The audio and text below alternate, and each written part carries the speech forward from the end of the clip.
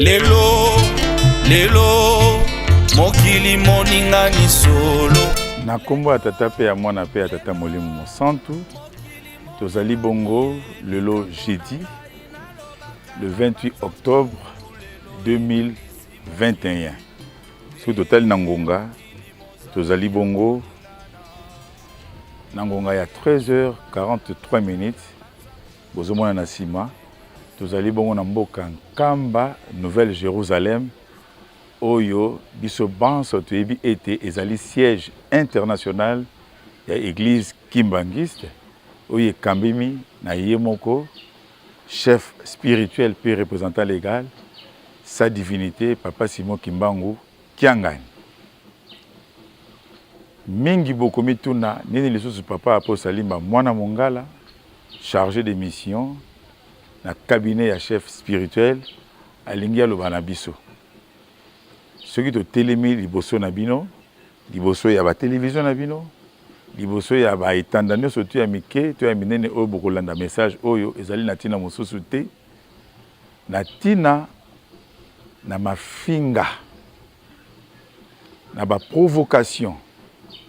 oyo mokili mobimba toyebi ezali kosalema na mboka Belgique kuna na continent ya Europe na un certain monsieur répondant au nom de Bokechu,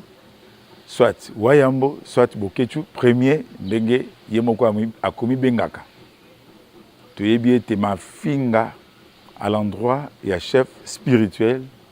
ba provocation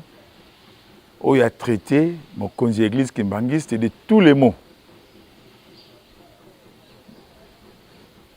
Ba kimbangiste pe ba sympathisant kimbangiste bomi tuni yemoko Papa Simon Kimbangu Kiangani alobi nini lingomba église kimbangiste lobi nini et biso moko ba kimbangiste à travers le monde tolobi nini ce qui to telemi ndenge tolobi encore une fois awa na mboka Nkamba Nouvelle-Jérusalem na mokolo ya lelo jeudi le 28 octobre 2021 na tina mosusu te toza koloba yango na kombo ya tata pe ya mwana pe ya tata molimo mosantu ye moko mokonzi na bule kolo lingomba sa divinité Papa Simon Kimbangu Kiangani lelo na tongo abengi biso maloba na ye alobi boye ngai na koloba eloko moko te na kotinda pe bandimi basala mobulu te baloba eloko moko te po nyonso ezali koleka okanisa te ke nayebi yango te nayebi yango naza kolanda yango de A à Z kofingama ya ndenge na ndenge alobi ce sont les signes de temps nzambe azali eza boye te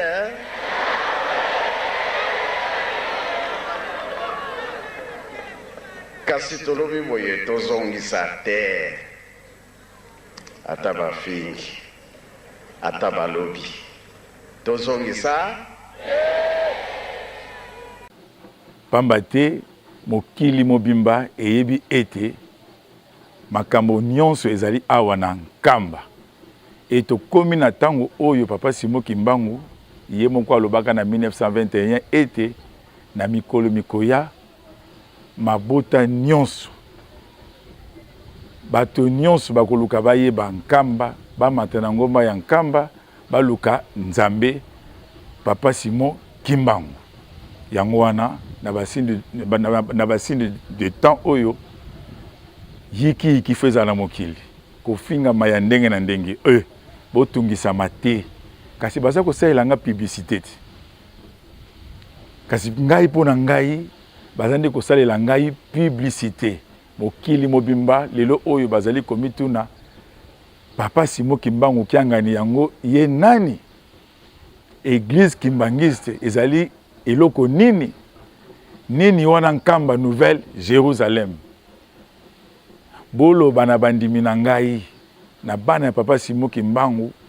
moto moko atia mobulu te moto moko atomboka te soki ba kimbangiste na ndenge baza kofinga ngai na monsieur wana ngakuti nebi ata kombo na ete wana maloba ya mokonzi na bule kasi nga na rappele bino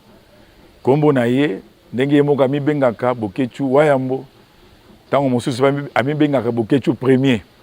abi na yebi ata moto yango te kasi ba papa na ngai bafinga makati surtout papa Diangenda Kuntima de son vivant batretaka ye de tous les mots